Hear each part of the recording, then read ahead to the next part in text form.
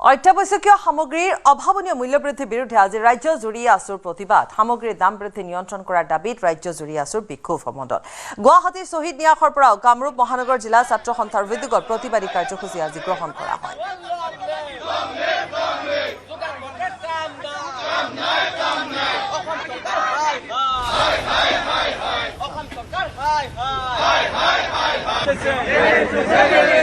কেন্দ্ৰীয় চৰকাৰ হাই হাই হাই হাই হাই কেন্দ্ৰীয় চৰকাৰ হাই হাই হাই হাই হাই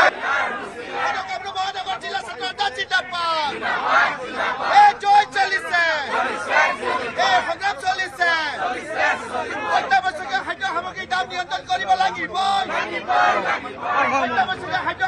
যি ধৰণেৰে অবাধ গতিত খাদ্য সামগ্ৰীকে ধৰি সকলো অত্যাৱশ্যকীয় সামগ্ৰীৰ মূল্য বৃদ্ধি হৈছে দাম বৃদ্ধি হৈছে তাৰ বিৰুদ্ধে আৰু এই দাম হ্ৰাস কৰাৰ দাবীত এই প্ৰতিবাদ কৰা হৈছে নিৰ্বাচনৰ পূৰ্বে বস্তুৰ দাম নাবাঢ়ে নিৰ্বাচন পাৰ হোৱাৰ লগে লগে বস্তুৰ দাম হুৰাহুৰে বাঢ়ে এই কথাটোৱে প্ৰমাণ কৰে যে চৰকাৰখন সাধাৰণ মানুহৰ পক্ষত আছে নে ব্যৱসায়িক গোষ্ঠী ডাঙৰ ডাঙৰ পুঁজিপতি গোষ্ঠীৰ পক্ষত আছে সকলো খাদ্য বস্তুৰে দাম বাঢ়িছে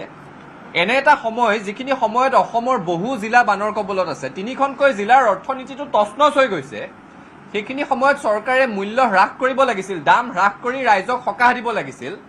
তাৰ বিপৰীতে দেখা গ'ল যে অবাধে বস্তুৰ দাম বাঢ়িছে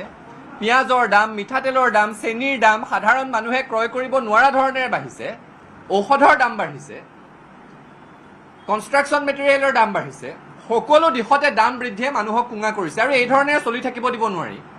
সেইকাৰণে সদৌ অসম ছাত্ৰ সন্থাই আজি আমি ৰাজ্যজুৰি প্ৰতিবাদ সাব্যস্ত কৰিছোঁ আমাৰ স্পষ্ট দাবী যে দাম নিয়ন্ত্ৰণ হ'ব লাগিব আৰু নিয়ন্ত্ৰণৰ কথা যেতিয়া কওঁ যোগান বিভাগ এটা যে অসমত আছে তাৰ অস্তিত্ব মানুহে গম পাব লাগিব